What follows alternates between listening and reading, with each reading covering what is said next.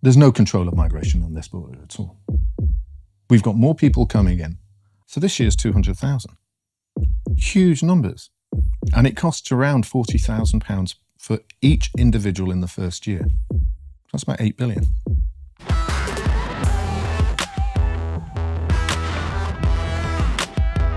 Hello and welcome to TRIGGERnometry. I'm Francis Foster. I'm Konstantin Kisin. And this is a show for you if you want honest conversations with fascinating people. Our brilliant guest today is the founder for the Centre for Migration and Economic Prosperity, Stephen Woolfe. Welcome to TRIGGERnometry. Well, thank you very much, guys. I really appreciate you bringing me on. It's really great to have you on the show. Before we get into the conversation, I'll tell everybody a little bit about who are you, how are you where you are, what is the journey that brings you to be sitting here talking to us? Well, I'm a Manx, so from your colleague over here, we've already had the kind of Manchester-Liverpool argument. I was born in Manchester, and I grew up in a couple of council estates. One Moss Side, which most people recognise as being from the riots of the 80s, pretty rough area.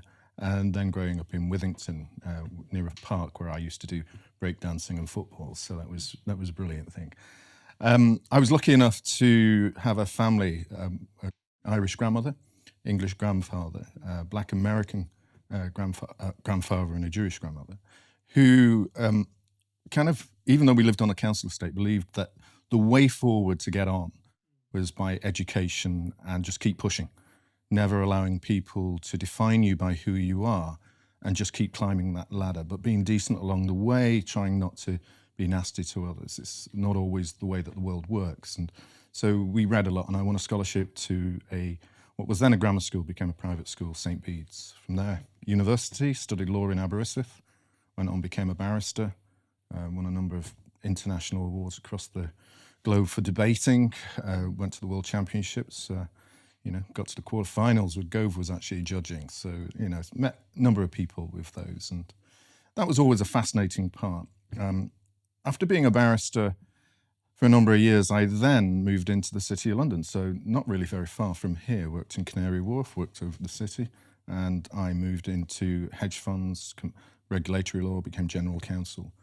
So by the time I decided to move into the heady world of Brexit politics and leaving the European Union and joining UKIP, which for many was it's a kind of, well, what's this kind of mixed race working class boy joining this racist UKIP party about, as it all was around 2010-ish. It was very strange for me to have been working in this environment in the city and doing some really big transactions. I mean, I worked on one of the deals when guys had got fined, Barclays Bank had got fined about, I think it was about 500 million by the US authorities, and I had to do their global market conduct policy. That was big issues, and there through the crash. And then I went into politics, and I campaigned for Brexit and joined UKIP. Obviously, at one stage, looking at the leadership from there, and many people look online and see what happened, but I left and became independent. Spent 5 years, which was fascinating, really interesting, seeing how global politics interacted with European politics and UK politics. Loved campaigning. Just meeting ordinary people during that campaign from 2010 right through 14 elections, right through 15 and then the 16 referendum, where ordinary people felt that they were empowered, that they had a voice, that they generally were going to be listened to, and this time the elites had a chance to have a kick in and hopefully change their minds about how they viewed them. That was one of the most exhilarating parts of my life, seeing freedom in action and real freedom within people's spirits and hearts. And but we are where we are now. I then lost my businesses that I saved for a rainy day through COVID, and then decided, well, I have an 8-year-old, I should be 9 soon.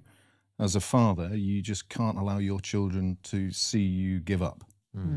And I don't think it's easy in this country to give up, because if you do, then it's an easy slide into absolutely nothing. I came from nothing. I could go back to nothing, but I don't really want to. So I decided to try and rebuild through one of the issues which I think will not go away, which is immigration, and where voices of people are still being ignored, certainly with the Channel migrant crisis that we have at the moment, and I established the Centre for Migration and Economic Prosperity. So I think that's probably tried to put 54 years into, more than 54 seconds, I'm afraid. Yeah, well, you've done very well to do that. And we want to talk to you about class and immigration particularly. Yes. But it's just occurred to me that one of the things that you obviously would have an interesting perspective on, given your background and your heritage, what do you make of the way we talk about race in our society at the moment? Divisive. Absolutely. And it is very much us and them. It's either that you are a pro-migrationist open door and therefore you're kind and you're warm and you're generous. And if you support any form of controlled migration, whether it's through border controls, through visas, through the Immigration Act that's going through, then you are a racist or a xenophobe and you're anti-human being, and you should therefore be pushed aside. I think there's also a huge amount of class involved in that. If you're well off, if you're university educated with an opportunity of life to be able to benefit here in the UK or be able to move around the global networks, as I have fortunately been able to work in the US, work in Hong Kong. If you're able to do that too, then you're part of a global elite which relies seriously heavily on the low income and wages of migrants coming in, filling the jobs that you like, getting into the coffee shop as you turn up at the airport, getting your taxi that's taking you there. All of these are what's regarded as low income jobs that you wouldn't deem to do yourself. But you will insult the home people of that country. And here in the UK, it might predominantly be regarded as white working class individuals, as gammons or whatever, will insult you because you won't do those jobs.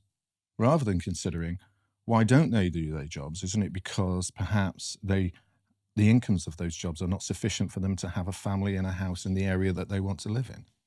So I think that divisive element that is clearly there as part of an elitist strategy to divide particular political parties. Labour does it more. I think the Liberal Democrats and the Greens do it to consolidate their intellectual base as they do so. But I think it's also being used, and we might come on to that with like Black Lives Matter and all the rest of it, as a very violent vehicle now for division in this country, to try and manipulate the minds of individuals, that those who don't have this kind of global elitist idea, and I do believe it's organised by large corporates who benefit the most, and those in large international organisations who benefit from the billions that are being put into migration issues. They're the ones who benefit the most, and we need to create now an intellectual divide between people.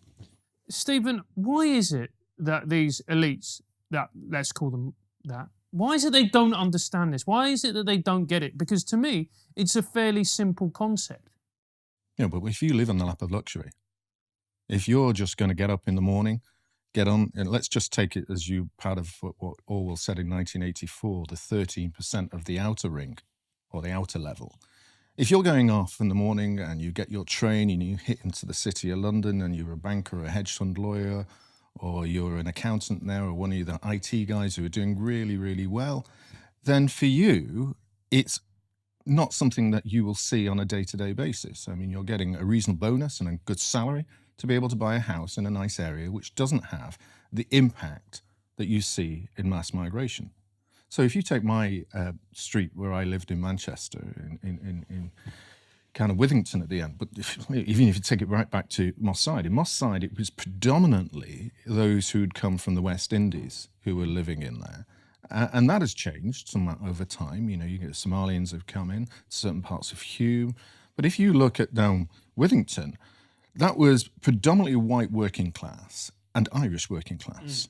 And the immigrants there were those who'd come over, or like my grandmother at the age of 14, to work for the nuns. And all those whose families were first or second generation. Similar types of culture, Christian Judeo basis. You might say, okay, they were white, fair enough. But so was like 98% of the population till roughly just after the 60s. That's what England was based upon. Now, if you go down to the same streets, it is, if I'm right in terms of the demographics, it's more Pakistani-based community now that is stretched across from the Leven-Schumann Longside, coming down. Now, many of them have lived there for a long time. They've got successful businesses. They are working in jobs. Nothing to say they don't do the same level of hard work. But the communities are different. They have a different religion. So that might clash. People might say, I don't like that religion. Some might say, I love it. The idea is that community is no longer the same. Now, that change there, which impacts the working class and even the lower middle class more than the upper classes, is that when I leave university, I might have had a boyfriend or a girlfriend who is from Bangladesh or from Abu Dhabi or from China, and they're going off to be a banker in New York. Well, that's fine. We've had the same intellectual levels and we're interested in the same things. Let's get in a big house. Let's get in the great bonuses. Let's be able to go off to the Hamptons at the weekends, fly in our jets to Dubai and have our 5-star holidays. It doesn't really matter to them because the poverty levels at the bottom, they never see. They don't have to go into those areas. They don't even have to get drugs from those areas now because they can probably get, a drone or Uber to be able to. Sorry, Uber. There have been 1 or 2 cases where Allegedly. but you know what I mean? It's on the internet and people can send it. They called it for, right, anyway, let's not go down there just in case it's picked up as being something that, but you know the point. So they're up there. They don't need to. And if they want their drugs or their, whatever it is, they put a call in and someone flies in a pretty nice car and whatever, it's delivered to them. So they're separate. They're insulated from the consequences of their actions. Absolutely. Yeah. Of course they are. And they're insulated by their own wealth and ease of life that comes with having that division. And then it comes to something I think is intellectually there for them. I've been trying to ponder an aspect about it when you read, I think it's In England, My England by George Orwell, where he talks about even, in the 1900s, how the middle class of England would rather be more comfortable talking to a foreigner than someone from the working class estates of their own.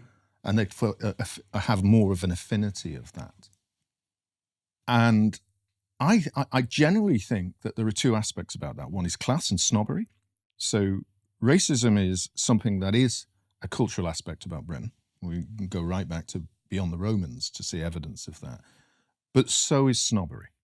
Snobbery is the second pillar of our cultural heritage, and it is something that firmly fits into the class system that we have developed over years. So you can quite easily sit at a conversational table and say those Brits don't want to do the work. They just don't want to do the work. They're too lazy. They're too thick. They're too stupid, the same arguments that floated through Brexit. And I think for them, it's an easy thing to divide. Look at me. Haven't I done well? Didn't I start my business on my own and now look at my house and, I've got my second home down in Devon. It's wonderful. Not like that. Scum over there. Won't get up in the morning and do a job. So it's that snobbery element to protect themselves, insulate themselves. And therefore, that permeates downwards from the very elites who have real wealth, where they really benefit from mass migration, to those in the next tier down who think, well, we need to follow along those lines. But it's always because they are, as you say, hidden from the consequences at the bottom level of housing, hospitals, schools, wages. All of those are impacted at the lower levels, never at the top. Hey Francis, have you decided what to get your dad for Father's Day? Same thing as always. A couple of pints down the dog and duck, plus a new Brexit means Brexit car sticker to replace the one I got him last year. Mate, Brexit was in 2016. Do you not think he might want something a bit more up to date, like a new Ridge wallet? This is mine. It's smooth, sleek, stylish, and it can hold 12 cards, and there's also a clip on the back for cash as well. It's not going to create a bulge in your trousers like those bulky old wallets. It'll make your dad look like a top-level player. Great idea. He can also put his Brexit sticker on it, which means the problematic older ladies are gonna love him. Yeah, okay. The great thing about Ridge is that they give you a lifetime guarantee, which means if you want, you can have just one wallet for the rest of your life. Ridge is so confident in their product, they'll give you 45 days to test drive their wallet. That means you can get the wallet, use it, and if you don't like it, you can return it in 45 days. Unlike Brexit.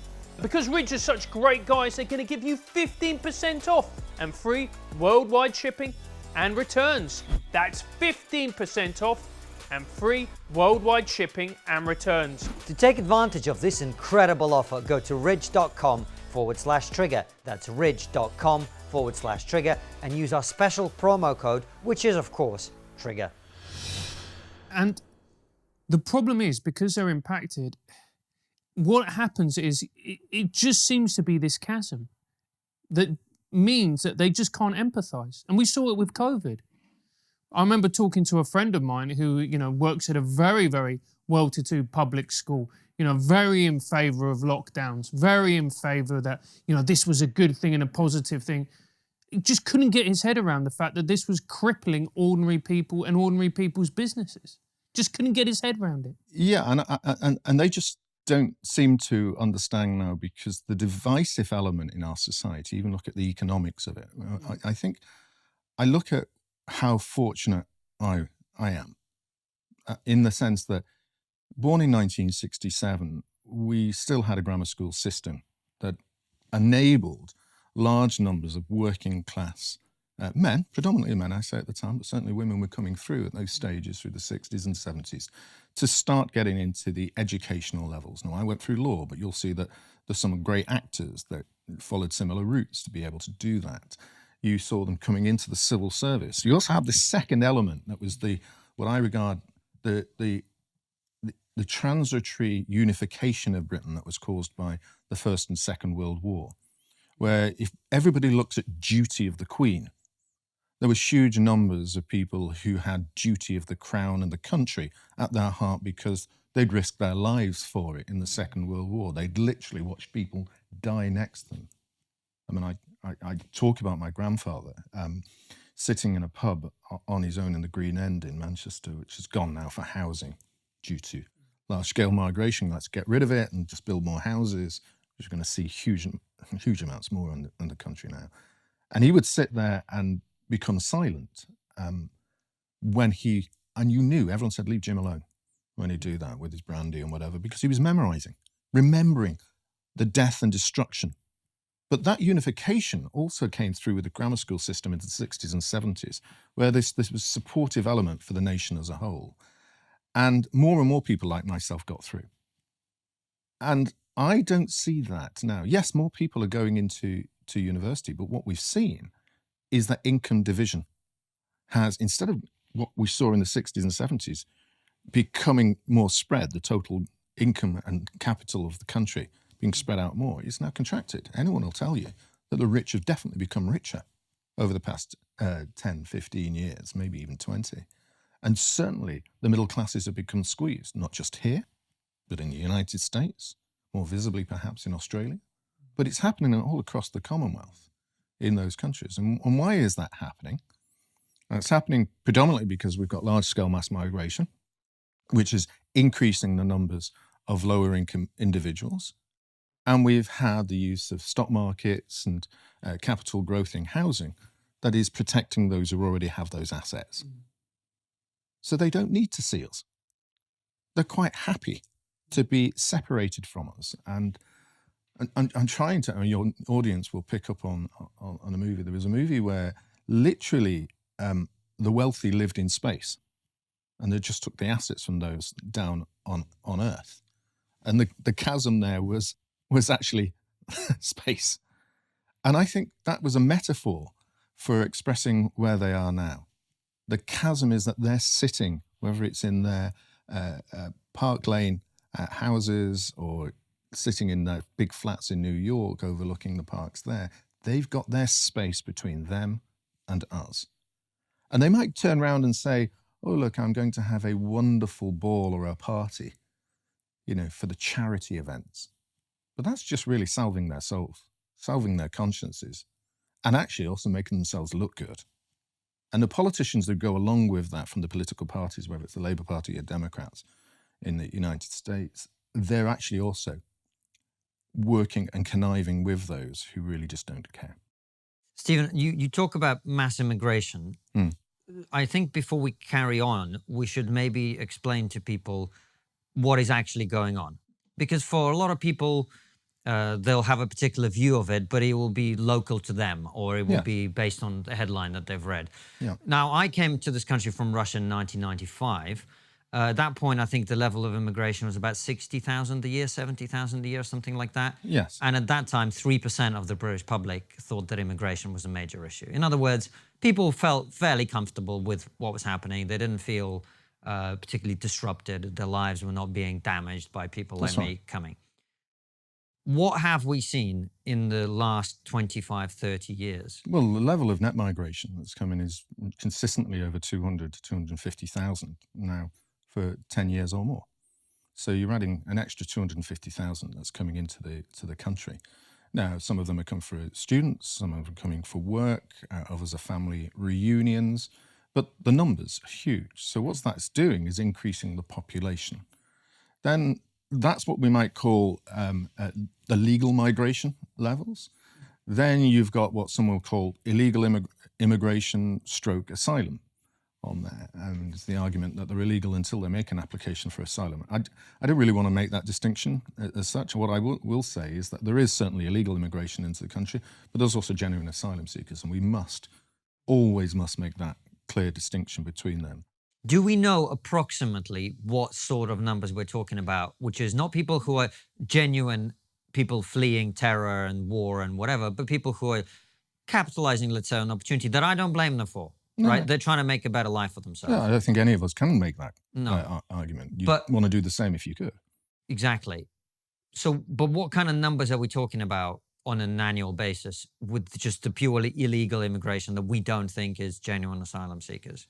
Oh, right. Okay. Well, I think what we have to try and work backwards if we can, because the UK's statistical bodies cannot make any assessment of what is illegal migration. In fact, they just published a report on the 24th of February, which almost at the top is saying, we cannot tell you what illegal migration is into this country. What they will tell you is that migration flows from people coming on boats, which is popular at the moment, but they've been coming in backs of lorries, trains and planes for decades now. So, and some of those will be asylum seekers, some of those will be illegal. There'll be overstayers who will come over on a visa for education and disappear into the ether. They're illegal. And what we will then have is other levels in between that. So they're trying to say you can't fix the numbers. The statistical bodies are trying to formulate a way in which they can assess that. But we do have research from the US, from the UK, from Holland, that has been reported, even to an extent, I think it was about 15 years ago, we had reports that I've been looking at recently that would indicate that we have between 600,000 and 1.2 million illegal migrants in this country. Those are huge numbers. And when you look at what's coming over on the boats at the moment, so we start just on the boats, 891 in 2019, 8,000 odd in 2020, 18,000 in 2021. This year, they're estimating that we might have 60 to 100,000 coming on that boat route. Wow. Okay. You add then that we've had about 25,000 coming through legal routes from Syria, and we're setting up with Afghanistan. So genuinely, one could argue that we get around 100,000 a year that are coming in through all the various routes to add on to the net migration levels. Many of those people will then move into the asylum process, of which about 98% of them make the application. About 60% of them are successful. But then we don't remove those who are unsuccessful. So you can have cataclysmic issues by those who are not removed, as we saw with the attempted bomber in Liverpool. So we do know that there are hundreds of thousands of people out there who are not being removed, who failed not only the asylum application, but we're not removing them. Now you can ask why. People will argue that, look, actually, we've only got really on average around 35 to 40,000 a year in terms of asylum applications. That's the same as came over through the boats, in the lorries and the vans over the past decades or so. To an extent, that is true, but that hides the overall picture of those who get here, overstay and hide, etc. And I think what we're going to see now is bigger numbers. So if we take Afghanistan, for example, Afghanistan is wholly different to Syria. Population is twice as much. In Afghanistan, we spent trillions each year building up a middle class or a class that we thought we could work with. So these people have gone from the time of when the Taliban were in charge of 98% poverty level with just that 2%. We've actually added an extra 10 to 500,000 people there who have now got used to having televisions, going to the malls, having restaurants, all funded from our taxpayers' money, effectively, because their economy doesn't create enough to feed them and create that lifestyle for them. They'll want to leave now. The Taliban are making it clear that they can leave. In Syria, there is border controls. In Afghanistan, there's not. We have drone footage that shows 1,500 vehicles leaving in a day with 10, 20 people on the backs of lorries, paying $10 to the Taliban border guards to get out, then paying $5,000 to get them over into Turkey, $5,000 again to get them over, it's 1,500, 5,000 to get them over to Calais, and then €5,000 to get them into the UK, about average £12,000. Some of them can pay for that because they've had savings or they sell their watches or jewellery. Others can't. But why we're expecting large numbers to flow is because they're all still the same numbers coming from Iran and Iraq. About 84% of everybody that comes over on the boats are from those two countries. And those routes are now well trodden. The people traffickers, who are a separate body mainly to the drug traffickers, are interlinked at certain stages for protection elements where they pay a tithe to do so, they can now allow those numbers to come through. So if you expect this year, the conservative estimates are 60,000, the median estimates to 100,000, I don't think that's unsubstantiated. Plus, we're going to have to take large numbers of Ukrainians in as well. And the numbers there are estimated between 50 to 100,000. So this year's 200,000. Huge numbers. And it costs around £40,000 for each individual in the first year. That's about 8 billion if we take all those numbers in 1 year. So there's costs, there's housing, where are we going to look after them, where are we going to feed them? So it is really significant things that government has to have policies for. Stephen, I think one of the things that a lot of people watching and listening to this will struggle to reconcile is, I think most of us do, and I certainly do, is on the one hand, everyone in this room is a descendant of immigrants. Mm-hmm. I am a first-generation immigrant. Francis, mum's an immigrant. You talked about your background, our staff, the same. How do we reconcile the desire to protect people who are fleeing difficult situations, war, conflict, murder, torture, all of that horrible stuff that happens elsewhere in the world, and our desire to be compassionate, because we are incredibly privileged and extraordinarily fortunate to be living in the UK, in the West more broadly. Yeah. We're rich, we're safe, our countries are stable, they're, democratic, you might argue, right? Like we enjoy tremendous privilege, and it is a natural human thing, I think, to feel compassion and empathy for people who don't have that and who want to have it. Mm-hmm. I would love every person in the world to be as wealthy and as comfortable as we are. I would. And I think most people would. Mm-hmm. How do we reconcile that with the practical reality of what happens to a country when there is this level of churn and rapid change and the security issues that come with immigration from certain parts of the world, et cetera, et cetera? How do we square that circle in our heads? It's not going to be an easy thing to square, because you have to look at your heart and your head in terms of this. So let's try and break it down if I can. I do believe that we've got to have legislation in place, and of course we've got the international agreements with the UN, refugees, regulations and laws that enable people, as we're seeing now, a genuine asylum issue happening in Ukraine that deals with that. And I think that's perfectly fair. Every country who signs up to that has to have a responsibility in order to treat people fairly and look after them. And we then need to assess the global issues. So the UN are estimating we've got something around 66 million people moving around in terms of this migrant flow, illegal or asylum, but generally moving to get out of their homes. The issues that we have to face is a recognition of modernity of our life and the ease of travel and technology. Technology has been sending messages to people in small parts of Africa that never had televisions to say, look at London, the streets are paved of gold. To those in Guatemala where whole villages have left to cross over the borders into Texas, the US, place of land of honey and gold again, sort of thing. So their lives are distinctly better when they get here, in the sense that they're not struggling in the way for food and daily living. So that's an economic migrant issue. So the question we have to ask ourselves is, are we going to accept everybody, genuine refugees and economic migrants, and just allow everyone to move? Because if you do that, you've got good examples of what happens. In Germany, when Merkel said, I will open the borders, they've now had over 2.5 million people since 2014. It's an extra cost of between 10 and 15 billion a year to that nation. And you could see the economic changes. You say we're wealthy nations, but we're not really. Look at the average salaries of some of the people in the north of England. I keep pointing this out. The difference between living in London, where people's average salaries seem to be around 40, 50,000 a year, compared to 20, 25. You can still buy houses for 80,000 in the north of England, where that wouldn't even get you a front door, I think, somewhere in London, you know. So the poverty levels up there, and I don't see people going into the really poor areas of England. They kind of ignore it.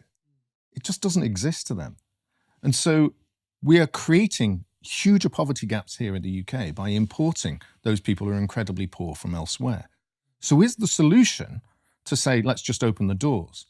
Well, in that case, you're only going to get about 20 odd countries in the world that are going to be able to take the numbers. Look at the populations of the world, billions. If we said, let's open the door, those billions will want to move. And what happens to our economies then? Do we stay wealthy? I don't think so. We're already becoming the most dense country in Europe. I think over the past few months, we're still balancing between Holland and ourselves, as England is the most dense place. When they come here, they concentrate into certain areas, London, Birmingham, the cities primarily. But if you look at places like Winchester, where I've come from, we're building huge numbers of housing, 4,000, 5,000, 6,000 houses. We've got an estimate for building another 57,000 houses. Now, over the past few years, we're on average building around 165,000 houses a year. And yet house prices aren't falling. And we still have people living on the streets. We still have 250,000 people living in homeless shelters and one-bedroom flats and bedsits. We can't build enough houses to accommodate those already living here and expect to be able to do that when coming through. So there are no easy solutions. Let's get this right. No one should say just closing the border will solve the problem overnight, because then we are disregarding our responsibilities to those in other parts of the world. For a start, we shouldn't be developing warlike situations with other countries. We shouldn't be interfering in nations to do regime change, as we've done in how many countries over the past 10 years. And someone estimated that at one stage the CIA are involved in 130 operations, 130 countries where they're operating to try and do regime change or get their particular people in power. Well, maybe China's doing the same. Maybe other countries are involved in that. But every time you do that, you create conflict. You get armed war, you get murder, you get death.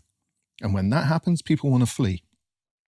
So our responsibility as a nation should actually, as the United Nations, not be just trying to dole out cash to salve your conscience for the problems that you're creating.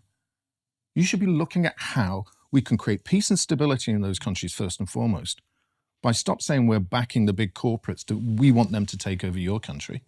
We want all your assets, and actually leave it to the people in charge and then help them create economies in their countries that grow and then support their nations, and those people want to stay. Now, that's why I say it's not going to be easy, because we cannot, as a small nation, absorb the world's mass migration from conflict to economic migration, and if they're right, maybe environmental issues as well. We can't do that without creating an even bigger gap between those at the bottom and those at the top. We must start looking at how we can try and create a peaceful environment and invest in nations to develop their own economies. If we can do that, then we go some way to try and solve those issues. Because it's a bit hypocritical of us saying to Syrian refugees, you're not allowed in, when you look at what's happened to their homeland, you know, which we have played a part in. Absolutely. I mean, you've talked about it. I mean, in terms of the Ukraine and Syria, but Afghanistan, in Iraq, in Iran. There is a game that's being played by guys and women, and it's equally the same. I saw it in the United States when I'm over there. People call them the neocons, some will call them World Economic Forum, others will call them the military-industrial complex. Yeah, I'm sure they're all connected in some ways. They all go to the same parties, they like go skiing the same parts of Aspen, they send their kids to the same universities and schools. They know where they are, they date each other. That's what they do. But as they, at the end of the day, have pressed a button to murder someone in a country thousands of miles away that they won't see, and they get into their big car and they go to their house party in the Hamptons, at the end of the day, they're responsible for the transformations. And they may sit there thinking with their glass of, big cup of JD and think it's wonderful, what a great day I've had, I'm protecting our environment. You're not. What you're doing is protecting your environment, your personal space, your personal bank account, this big frame of a house that you're living in.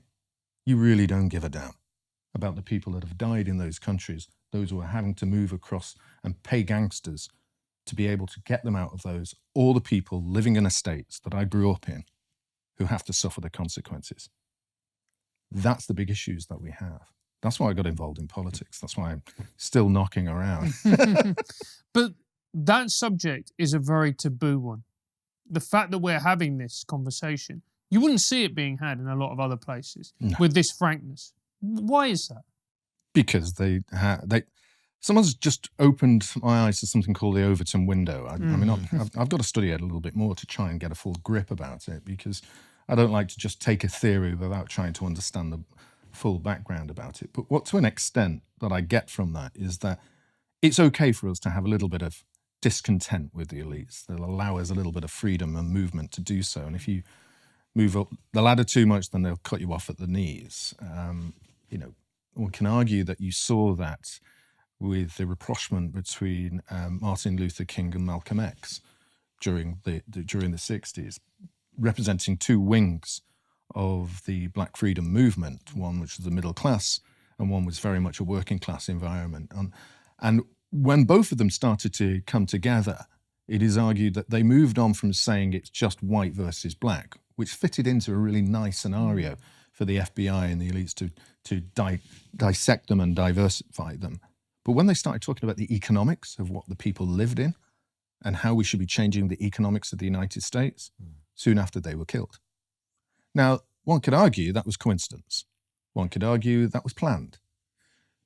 But what we get to a scenario in our country is that whether you've got those threats at the top, when people start talking about the economics and combining all this together, the window of opportunity to express it in our modern window, whether this is the Overton window or not, is reduced.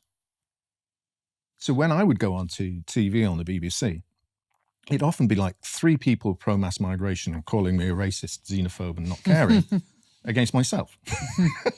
Now, I could handle it. I mean, I don't mind. I've got, kind of broad shoulders. I mean, when you come off the estate, you've had a lot worse coming at you than someone who's been educated at, Oxbridge and shouting a few nasty words. Sticks and stones can break my bones, not a word that comes from someone from St. Hilda's, And so that is why they don't like the frankness. They don't like the frankness because it challenges them to try and move out of their comfortable environments. The task for most of us, whether it's in politics, we talk about this, is to try and bring out the reality of the overall impacts to the communities in the home state, and then separate it from those who are benefiting from this. And I'm now starting to get a bit of funding from people to start do the research on what I call the immigration industry. There's a huge number of people who benefit from this. So far, I can see just on easy money, very easily identifiable money, that we've got £250 million to £500 million a year being handed out to organisations that help asylum applicants and immigrants in this country. So those are just the NGOs, these are charities, as they call themselves, that come out. So that's a lot of people getting a lot of money from that. Then there are universities that get funding for research projects.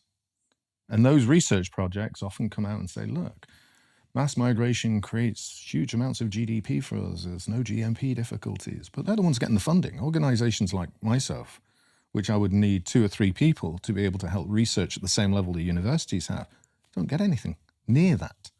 So then they've got the material that they can sow through the research that they can use through the polls that they do, and then that gets into the press with their friendly journalists, who many of them might have gone to university with, who then print what they've got. So they perpetuate that industry. Of course, you've got the lawyers that are making money out of it through legal aid.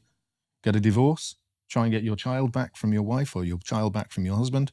No legal aid there for you, but you do get it if you're an asylum applicant. So there are some genuine costs going out to people who are making a lot of money out of this. And if you look at corporates, I mean, it's Mears, Serco and Clear Spring Houses Limited signed a contract for 10 billion with the government to house those in initial accommodation and then long-term accommodation. 10 billion. But that was before we've had the latest mass influx. And now we're spending £4.7 million a day housing in hotels and bedsitters. And I'll give you an example of someone who pointed out to me, said, look, I'm in a poor area of the north. A guy came up and bought 3 houses, which might only be like 2 or 3 bedroom houses. And they've just housed them with those people coming from asylum applicants. And they're getting double or triple for that house than they would do from someone paying on the local estate. Hey Konstantin, do you love trigonometry? Of course, incredible interviews, hilarious live streams, hard-hitting satire, plus my handsome jawline. Whatever takes away from your hairline. But if you do love trigonometry and you want to support us, there's only one place to do that, and that's on Locals. Yes, Locals is a brilliant platform that has been incredibly supportive to our show and other problematic creators. The great thing about Locals is that it's a community for people who love trigonometry. That's right, it's a place for you to hang out with like-minded people, share thoughts, memes, and discuss the show. You can enjoy it for free, but it also gives you the option of supporting us for as little as $7 a month. And if you want to give more, you can. We have incredible rewards for our higher tier supporters as well. We've got everything from mugs, monthly group calls, and 1-on-2 chats with me and KK. Get in. Join our community by hitting the link in the description and the pinned comment below. See you there, guys. Stephen, the running theme through what you're talking about is an elite that is uninterested or perhaps even actively disinterested in the needs and views of the rest of society. Yes. And I suppose I would argue that a certain stratification of society is always going to be the case, and it's inevitable. It's human nature, hierarchy, etc. But it seems to me that we have come to a point where even a colossal shock like Brexit, Francis and I both voted Remain in that referendum. We weren't politically particularly switched on at that point, I would say. But that could have been a wake-up call to the elites on this issue. I'm not sure how much, I mean, it might have been a wake-up call, but we've very quickly moved on to other things, and we've just channeled those same bitterness and division and everything into COVID and now Ukraine, and there'll be next things to come. But fundamentally, I see it all the time. I remember talking to a friend of mine who I knew through my previous work. It was, I think she was French, and we were talking about Brexit, and she was saying, well, I don't know why can't, like in France, you know, the people voted and we went, no, we don't want this, so we just cancelled it, and why can't they do that here? And, you know, and she's not a bad person, she's a good girl, you know, there's nothing wrong with her, but I find it difficult to understand how people can be so self-obsessed and so ignorant because you can be self-obsessed in the short term, but in the long term, if you keep alienating your own voters and the people who actually run the country by working and, you know, doing everything, that's not a recipe for a good society down the line. And that's why you have to have gated communities, because you're terrified of the poor people that live around you. Yes, and of course what happens now, and you'll see that whether it's gated communities, whether it's the fact that on the streets of almost everywhere in the UK now, you're seeing video cameras and technology being used to identify who we are. You know, you're following us on our phones. We're using big high-tech companies to put it into our phones and our laptops. We're seeing social media as a way of actually knowing what we do and what we say. Monitoring is a really important part. of keeping control when you've got bigger populations. It's not that we haven't had this similar, the kind of differences between the poor and the rich create huge issues in this country or any other country in the past. One could argue, when you look at the French Revolution, that was a classic example of where the elites had just really gone too far. One could even step back into the ways of the end of the Roman era, where you're looking at Nero and others were just expanded their empire too much, but just were enjoying the spoils of their empires in Rome by having a ball all the time. You know, we know what was going on in their kind of hedonistic end days. Great parties, mate. Yeah. I'm not sure I'd want to get involved in some of them when the animals were involved. You know, that keep me. I might be a wolf, but keep me well out of that. To be honest, but even here in Britain as a whole, we've gone through our riots. Whether it's the simple thing as saying the gin riots, because we've now decided that we don't want everyone getting drunk on homemade gin and we're losing revenue. So we created pub laws and licensing laws to bring it back into pubs. You know, that was a small element. But we've had challenges in this country. The Corn Laws created riots. We've had, you know, from the Levellers and the Diggers, the Pentridge Martyrs, to when we go down to Merthyr Tydfil, we had people killed in Merthyr Tydfil simply for fighting for the right to vote, you know. We've had people challenging up in Peterloo, my hometown, simply for asking for the vote. We lost the lives of women, you know, in times of the you know, putting themselves under the horse. One of them threw themselves in front of a horse simply for the right for vote for women. So we've had riots in this country.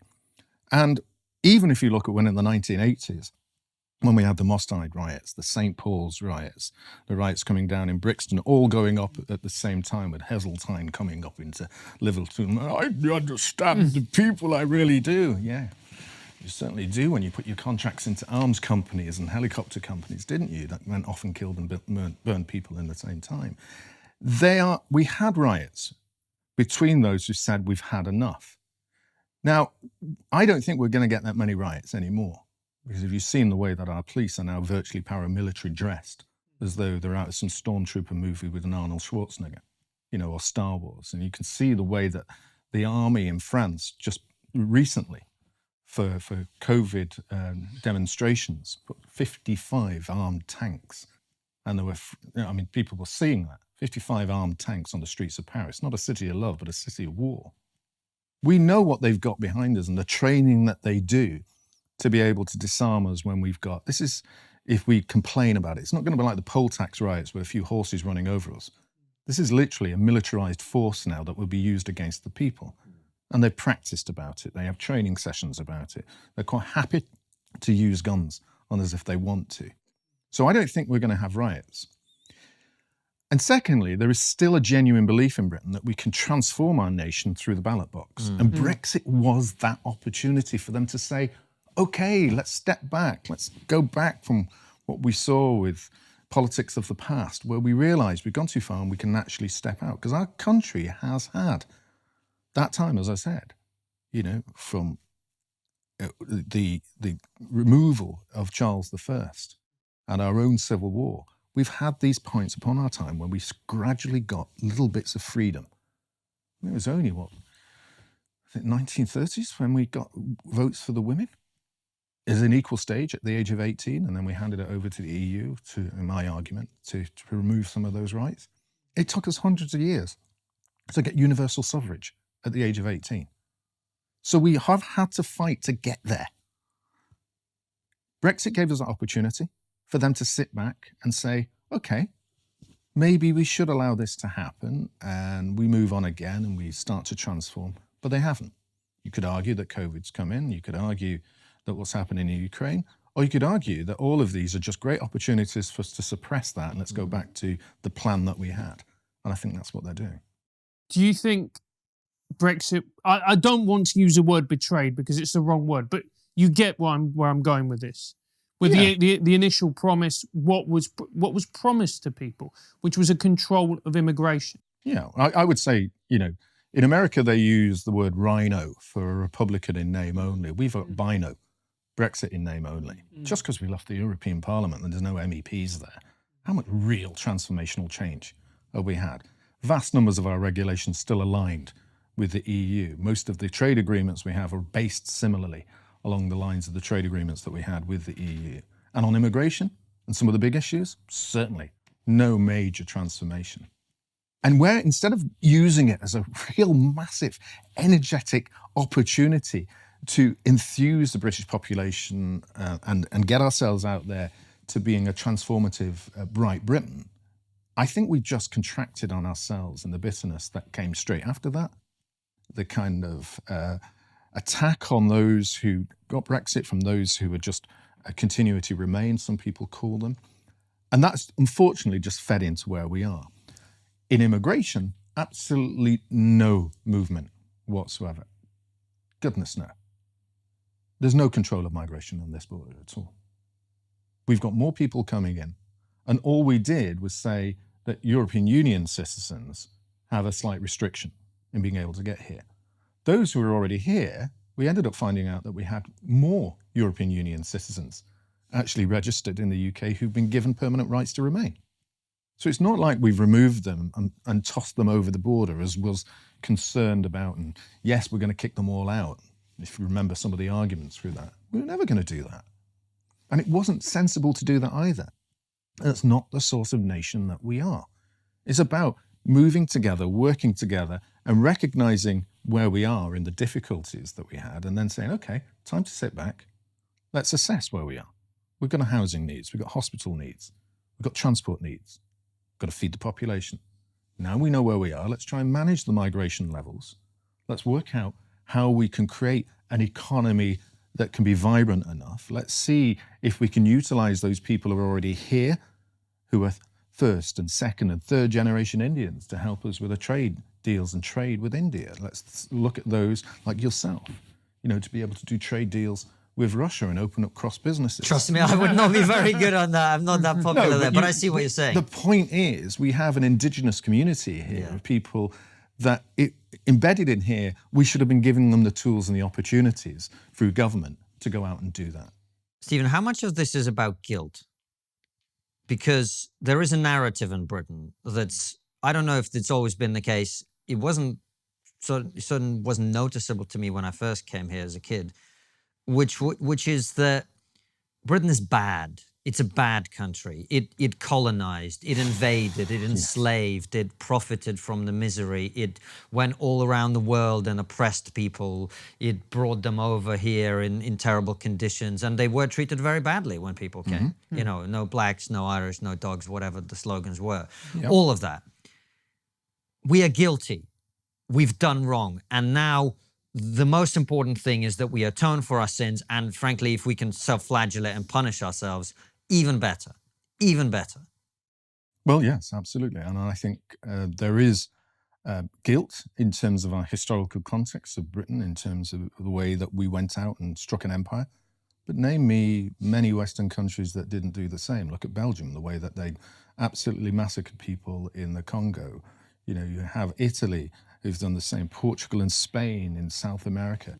It's not just Western countries, by the way. It's not just Western. The Muslim world was a colonizing world. The Russian Empire was a colonizing. The Muslim world had the control over the slave trade. And, you also look at parts of Africa. I think, I might be wrong here, and I'll get correct, but someone said that the Ashantis grew wealthy on the trade of slaves, being able to enable them to be able to be transported out. So I think, when you're looking at the slave community as being a commodity, just like coffee or tea, and people were making money out of it, it goes back to the commercialization of them.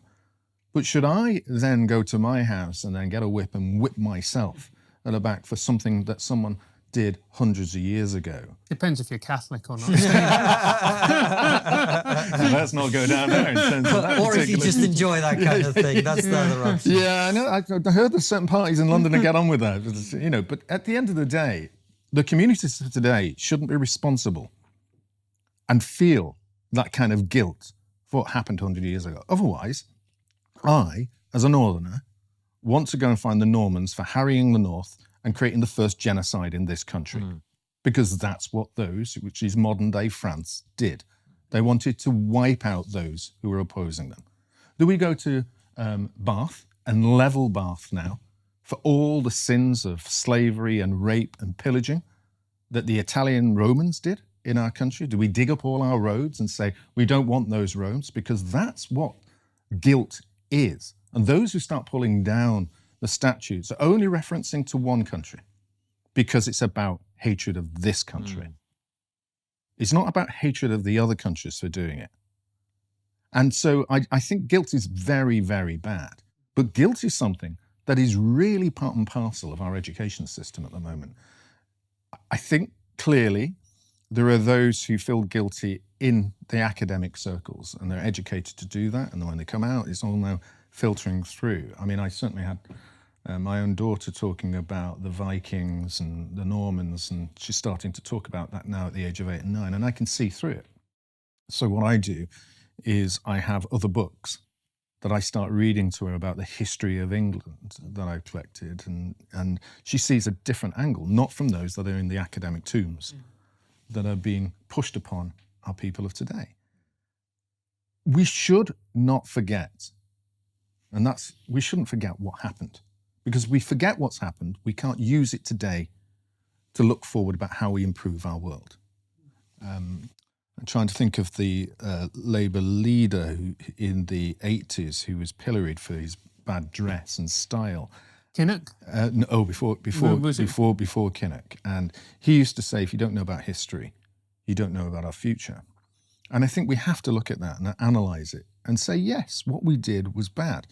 But it doesn't mean we start dipping our hands into our pockets now and taking out the billions that should be helping our own country in compensation to those other countries, because it won't benefit them. We know that every amount of money that we're handing over to those countries is being used badly anyway. Isn't it better to try and do what I said at the beginning, which is try and find mechanisms globally in which we can try and improve the profitability of those countries, not just by dumping cash into them, but working for them to build their environments, build their economies. Dumping cash in compensation isn't going to help, because it'll just help the elites in smaller countries there to pocket it for themselves. Stephen, I'm listening to a lot of your arguments, and they strike me as quite classically old school left wing arguments. But a lot of them, I can imagine, Barbara Castle, Tony Benn, even dare I say it, Jeremy Corbyn, apart from the mass immigration thing, talking about the very same things that you're talking about. And yet you were this evil man who wanted to be leader of UKIP. Yeah. What's gone wrong with the left and politics in general?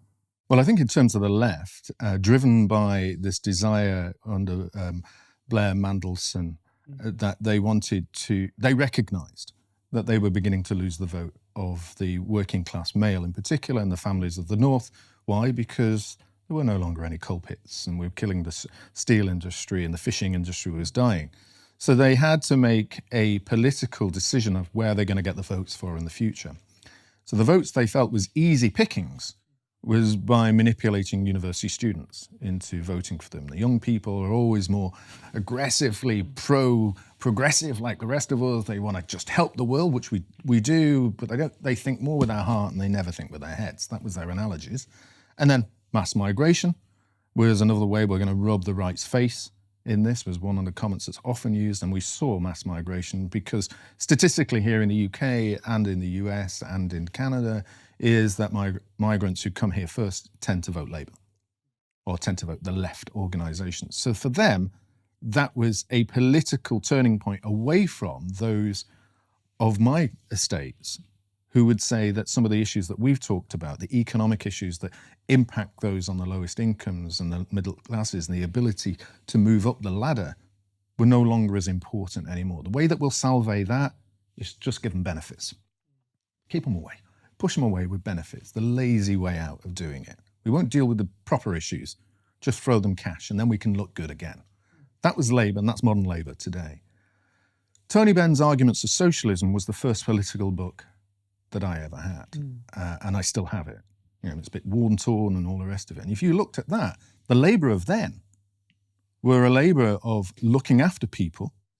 Globally and internationally, one could argue that I don't want wars, and I see the global elites. I might be a John Pilger type style viewpoints on some of that. Yes, where is this weird lefty coming into me?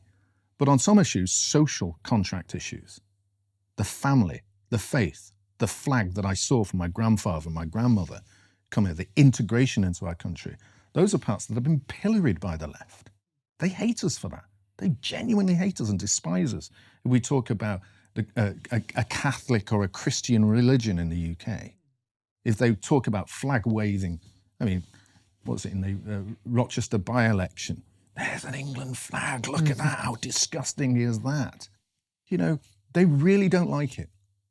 Because for them, the socialist internationalism is not about anything that could be positive patriotism at all. And positive patriotism can be a really beneficial thing if you're looking at how to improve our nation. The way that we put our hands in our pockets for charities, the way that Red Nose Day, we come together.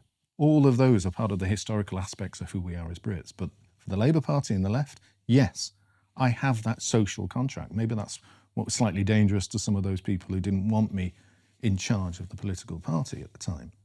But there was also an element that has been captured by the right, and I think that's the zeitgeist that was there in the middle. And that's what we've seen in the kind of separation between modern left, modern democracy, democratic parties, and those in Europe, where we now, their main supporters, immigrants, first generation and second generation, university, and the intellectual elite, what I call Fabian socialists. And the traditional trade union socialists are not there.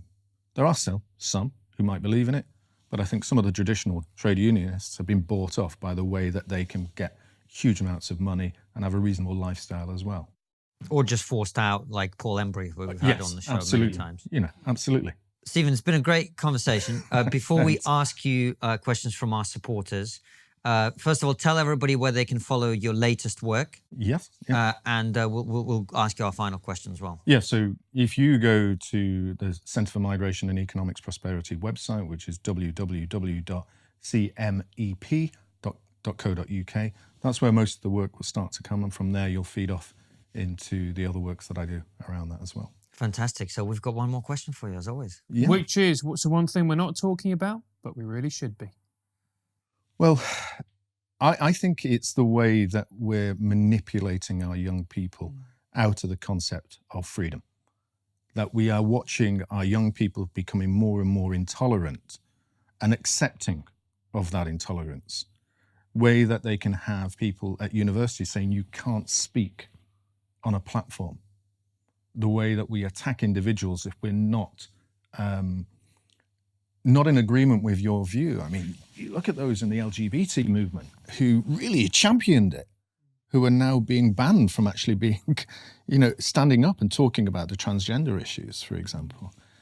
So there's something going on there where we're feeling it's quite easy to manipulate young people into this kind of ideology that they all agree with, the Greta Thunberg chanting brigade.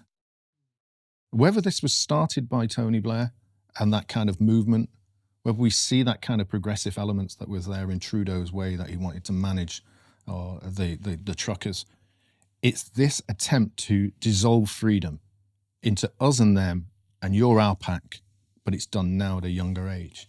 And what we're seeing is a way that we put masks on children, weaponizing children, weaponizing our young people over the arguments of transgenderism. Why is it that we feel that you can take the Jesuit idea of getting when they're young, now being accepted in politics, instead of allowing them to live their lives freely without politics, without any of our adult views as children, and then at university and school being given a wider berth of opportunities? That's what's the concerning element to me, because once you're changing where we are seeing now, the generation that we're in, which was enabled to have deeper conversations, will become narrower and more intolerant. Stephen Woolfe, fantastic. We're going to ask you a couple of questions from our local supporters, but for now, thank you very much for coming on the show. My pleasure. It's been Thank a pleasure you very to much, have and you thank on. you for having me. I've really enjoyed it. Thank you. As have we. Thank you for watching and listening. We'll see you very soon with another brilliant episode like this one, or Raw Show. All of them go out 7 p.m. UK time. And for those of you who like your trigonometry on the go, it's also available as a podcast. Take care and see you soon, guys. In your opinion, do you ultimately believe that you dodged a bullet by not becoming leader of UKIP?